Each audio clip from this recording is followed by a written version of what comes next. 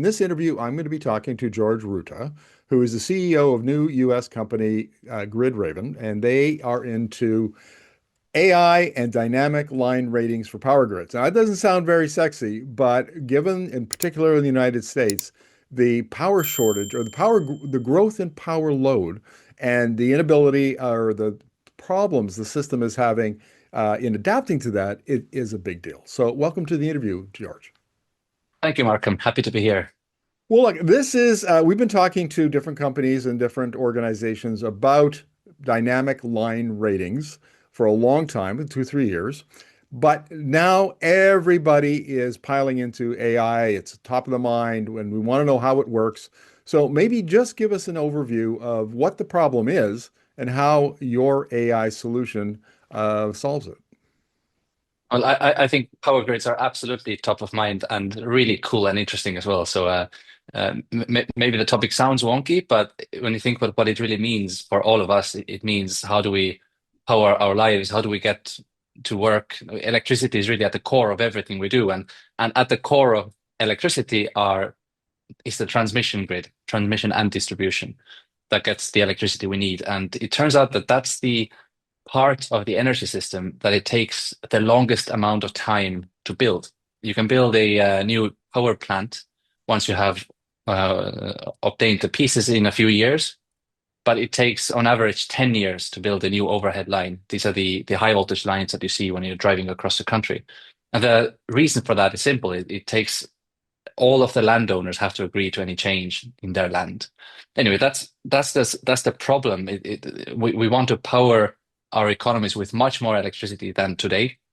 We also want to change the electricity mix because solar and wind are zero marginal cost producers. They are out competing on power price. So those two changes, more load and different generation mix, are happening at the same time. And it's faster to build those things than it is to build the grid. So really, the grid is now at the center of attention because of those reasons. And I used to work at Estonia's national grid, and I know that the people there have done an excellent job for the past multiple decades in planning the power system. But now suddenly the change is so rapid that they're struggling to keep up. And Yeah. that's where Gridraven comes in as well. Yeah, I think that's a good point. And we've had multiple experts on in these interviews say over the years, the power grid is the world's biggest machine. It's incredibly complex. It takes a lot to keep it balanced, and the average consumer just flicks the light and doesn't think about it. But there's a lot of technology and a lot of expertise between, the power plant and your light switch. And what we're seeing now, it wasn't that long ago that we saw either a dip in power demand or flat power demand. And we've had experts on here now saying in the US, it could be 3% growth, it could be 4%. And in the utility world, those are crazy numbers. And so the grid managers have to adapt to that. And it's not an easy task, is it? Absolutely. So 10 years ago, when I started my previous company that also provided services to transmission grids, the overall theme was that there's an underinvestment.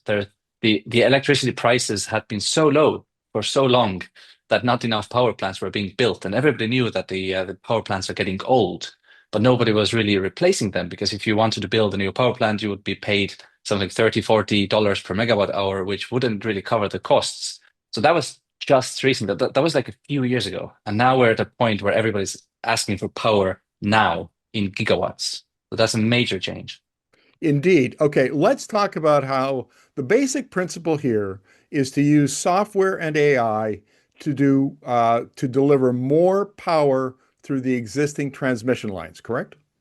Correct. There was a great study by Duke University that recently went around and showed that there is enough generation capacity in the US for 100 gigawatts of large loads to connect. They didn't look at grid congestion constraints, on the other hand. So that's something that we at Gridraven address, that the power is there, the power plants exist, but the transmission lines are probably not able to bring it to you. So the shortage of capacity is what Gridraven addresses. Please explain power grid congestion. That's a term. I hear it all the time, and now I just thought about it. I'm really not sure that I understand it. Good point. It's I even like actually. Sorry, let me rephrase that. Maybe you can. By the way, can you edit some parts out like this? Yeah. Okay. So I'll answer that question now. Let me re-ask the question. Yeah. George, can you define power grid congestion? I've heard it many times, and I'm not sure that I actually understand it. Absolutely. It's very similar to the congestion that all of us uh, experience and don't enjoy while we're driving around the country. It's traffic and electricity sometimes behave in similar ways that if you have a highway, then that has sort of the least resistance. Everyone goes onto the highway and it jams up, so you can't get more cars through. And in power lines, it's sort of similar that the power lines have a limit in terms of how much electricity can go through.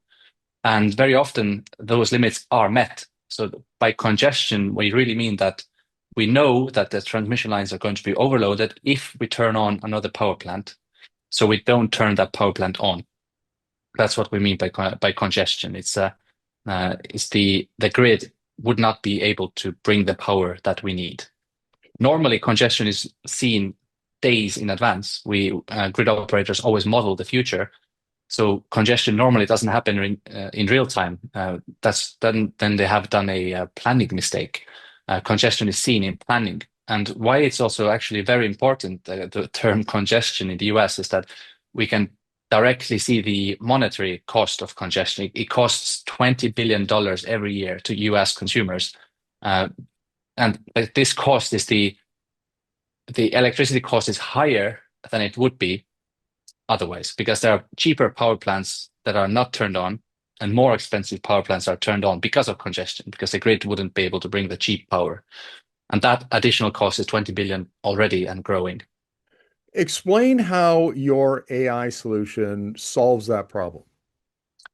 So the overhead lines, the transmission lines that we see, they have what limits or what sets their capacity or ability to carry energy is that if more power goes through, they heat up. It's a metal. It's a metal wire that heats up, and it can't go above 90 degrees Celsius. And now, whether it actually heats up or not depends on weather conditions. If it's a very windy or cold day, you can get twice or three times as much power through the same line.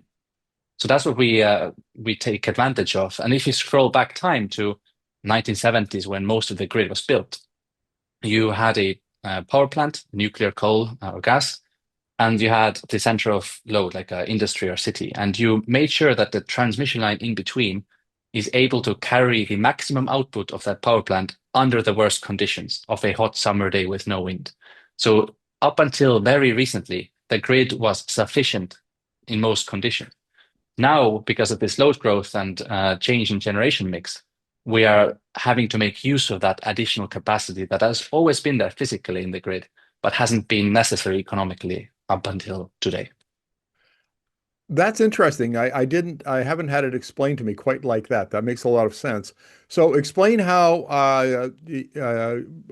your company, Gridraven, how its AI works to increase that capacity, that unused or available capacity.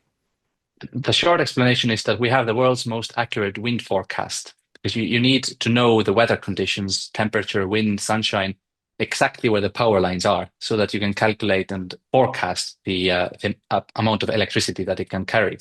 And that's what we do. We have AI weather prediction for the most accurate weather service that is currently available, and to our knowledge is the most accurate one. And I like to actually explain that with an example. As I'm moving to Texas, uh, in Texas, people love to make a really good barbecue. And even if it's a windy day, then in your backyard, you might be able to turn on the grill and enjoy your time because your house is blocking the wind.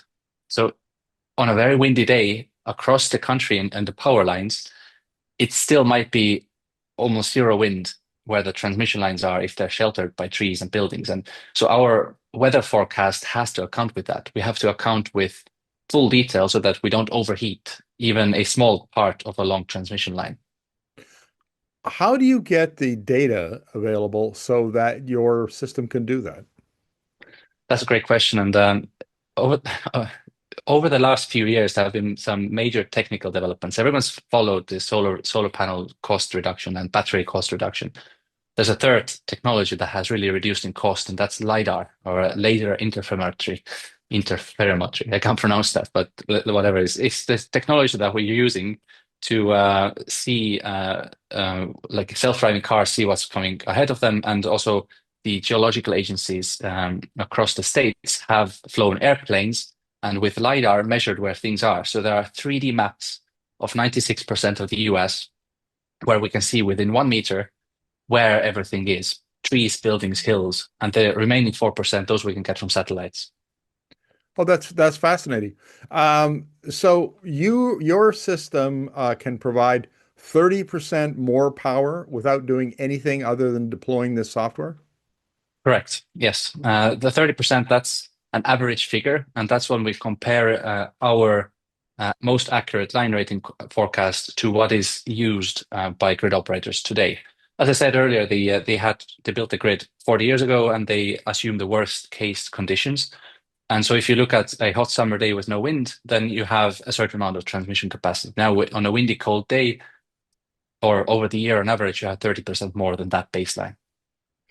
So, how does your system help power grid operators integrate more intermittent wind and solar?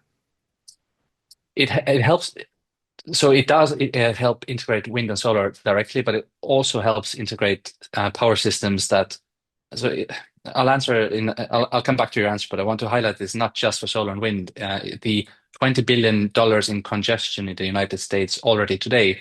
That's not related to solar and wind. It's more this. The power prices in the US are based what is called nodal prices. Basically, the grid operators or the system operators look at where the power plants are and who's buying electricity. And if there's congestion, then the price goes up where the power can't reach. So even in a system that's based on the traditional generators, still there's congestion, still there's a cost. Now, so it's not just for solar wind. However, especially in a wind or solar based system, suddenly the challenge on the grid is much greater because we need at least twice or three times more grid capacity to carry the solar and wind. So simply by increasing grid capacity around 80 or 90% of the time of the year, solar and wind farms or producers can access or sell their electricity. It's sort of like if you own a bakery, you want to have a nice delivery system for your bread. So the grid, if there's more grid, then the solar and wind can produce more power. They'll be curtailed less. So you can sell more bread. I get Yes. the analogy. Okay. Um, I'm going to ask you a question that is related to what you do, but a little broader. And I think, given your expertise, you'll be able to answer it. And that is a theme that we harp on here at Energy Media all the time is that this isn't just an energy transition. Really, humanity is living through a technological revolution. It's the fourth industrial revolution, the sixth industrial, whatever you want to call it, but it's a technological revolution. And behind systems that we've grown used to using, like the power grid, are now suddenly there's this explosion of new technologies like yours that are making, things more efficient. They're lowering costs. They're allowing us to do things we could never dream of even 10 years ago. And I'm just wondering if what you think of that hypothesis that, it's this a lot of these technologies aren't well known outside of an industry, say someone like yourself. But this is really how we're going to answer some of these questions, like what do we do when the sun doesn't shine and the wind doesn't blow, those sorts of things. So just your take on that. Absolutely. On the last part, taking the big picture of the energy system, there are two main ways to power a solar and wind based system. And one is storage, and the other is interconnection. So the weather patterns that drive or that we have to hitch our wagons to, those are continental scale. Typically, if in the eastern part of the US it's sunny, then the western part it might not be, but at least there's always some sunshine or wind somewhere. And the stronger the transmission grid, the lower cost it is to power the system. And so solutions like ours help power the future of our economies, of our lives. And I'm very, very optimistic about the future. I think I fully subscribed I fully subscribe to the concept of energy abundance. That's what we are driving for. I realize it's been politicized, but the core concept of it, in my mind, is not apolitical. I think every person on Earth would want to have as much and as low cost electricity and energy as possible, because free energy means going to see your friends more often, getting to spend more time with your friends and family. If you're able to have lower cost products, and it's a lifetime that we want to have. Um, I understand that some countries have already moved into using dynamic line ratings. Finland is an example. Can you give us just an overview of whether or not that's been a success?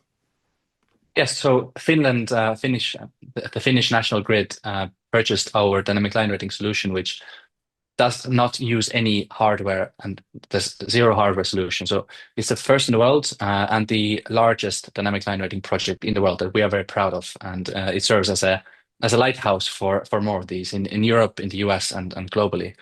It's the industry of dynamic line rating itself has been around for decades.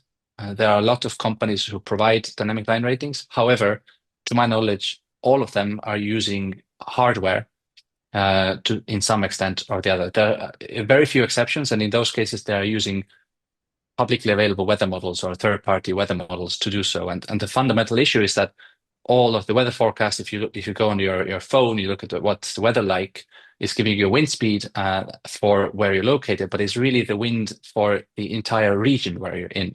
Typically, it's at least 2 or 3 by 3 kilometer uh, resolution. So it's giving you sort of the whole center of town has 2 meters per second, or your village has this wind speed. While the transmission line is maybe sheltered, so you can't use third-party weather forecasts directly, which is also why, and grid operator engineers know that, which is why they haven't started to use existing DLR solutions, which is why we have finally solved that problem, and now we are already doing the world's largest DLR projects. Ah, very interesting. Okay, that actually clarifies a few things. I'm going to wrap up the interview this way, George. And what's holding this back? I mean, what's the role of policy uh, in making your solution and solutions like it um, more prevalent? There is a lot of regulation that had been prepared in the US. The FERC had been looking into dynamic line ratings, and I'm actually really happy that that has stopped for a very clear reason. In Europe, um, at least half of grid operators are doing something with dynamic line ratings, and there is no regulatory requirement for them to do so.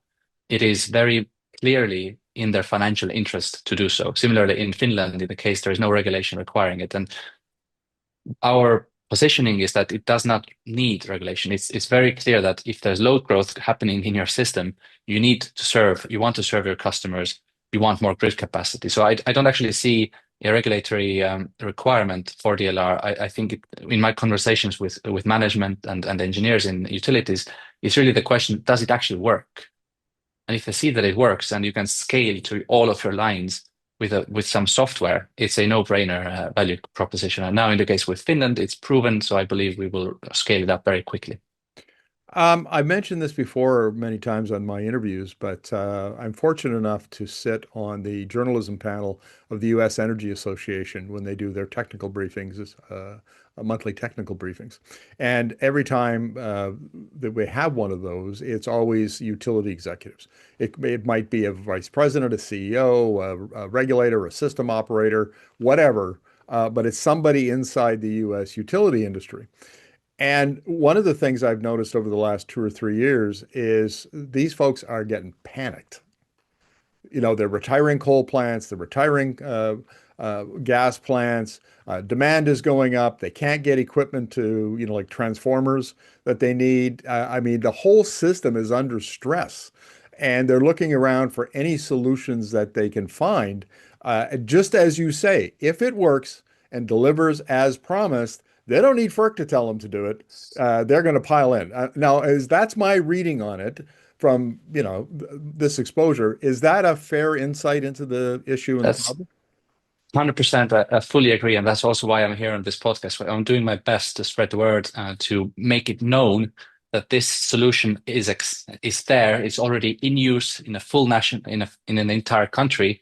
and I'm here in the US to help with this. And anybody can go to claw.gridraven.com to look at the global map of all transmission lines in the world with dynamic line rating. It's already there. It just needs to be turned on.